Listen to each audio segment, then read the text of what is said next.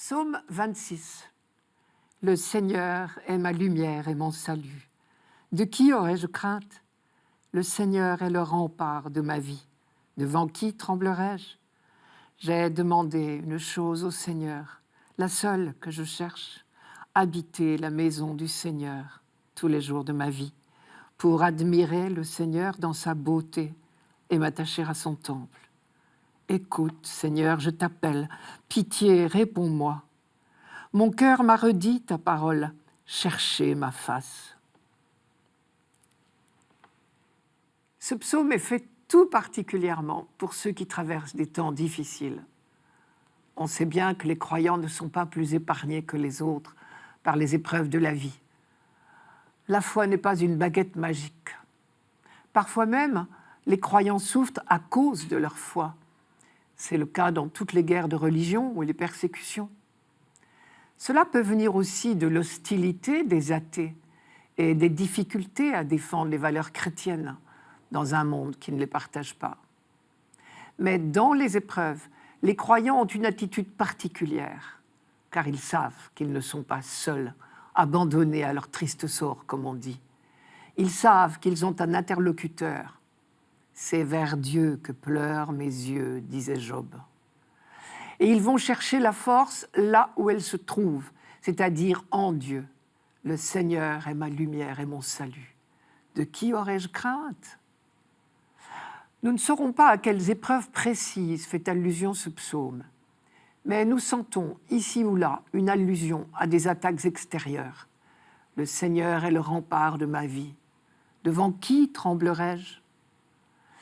Depuis la grande aventure de l'Exode, le peuple d'Israël a été à plusieurs reprises menacé dans sa vie même. Le premier verset, « Le Seigneur est ma lumière et mon salut », est probablement aussi une allusion à l'Exode sous la conduite de Moïse. Car dans le désert du Sinaï, la colonne de nuée éclairait sa route et disait la présence de Dieu. « Le Seigneur est ma lumière et mon salut ». Le salut, à cette époque-là, c'était d'échapper au Pharaon.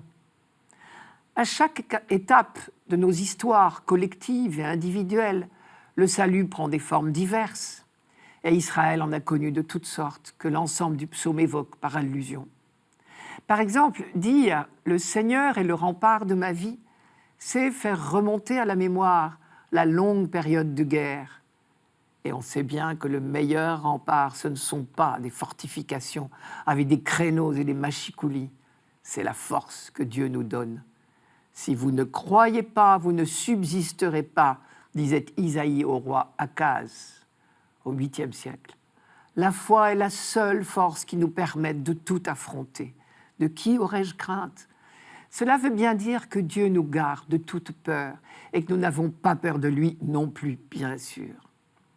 Dans toutes les épreuves et les souffrances, le croyant sait qu'il peut crier vers Dieu. C'est même recommandé, si j'en crois la Bible. Il ne faut pas écouter la phrase d'Alfred de Vigny qui a bercé l'enfance de certains d'entre nous. Je vous la rappelle, mais c'est pour l'oublier aussi vite. Gémir, pleurer, prier est également lâche. Accomplis chaque jour ta longue et lourde tâche. Puis après, comme moi, souffre et meurt sans parler. C'est dans La mort du loup. La phrase est belle, superbe, mais elle n'est pas biblique.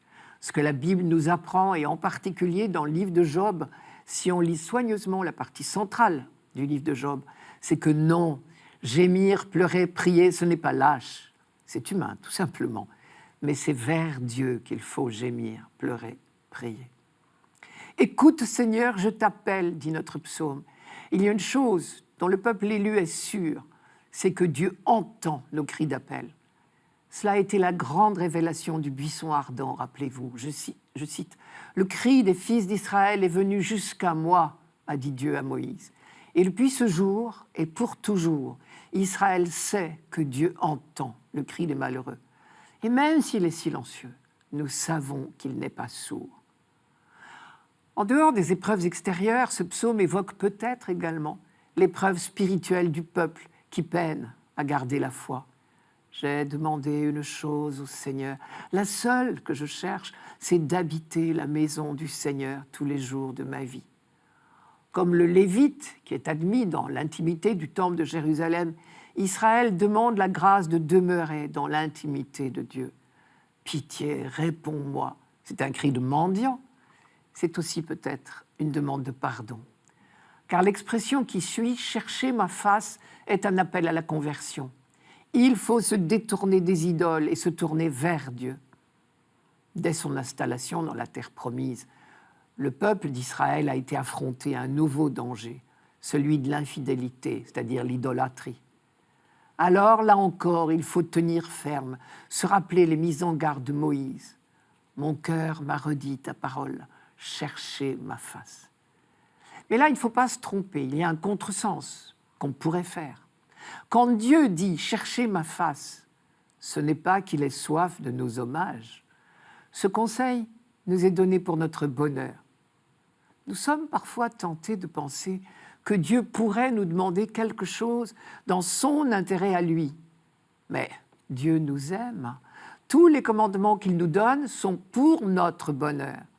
Saint Augustin disait « Tout ce que l'homme fait pour Dieu profite à l'homme et non à Dieu. » Pour Dieu, le centre du monde, c'est l'humanité. Il n'a pas d'autre but que notre bonheur. Et nous ne trouvons notre bonheur que quand nous mettons Dieu au centre de notre vie. Saint Augustin encore disait « Tu nous as fait pour toi, Seigneur, et notre cœur est sans repos, tant qu'il ne demeure en toi. »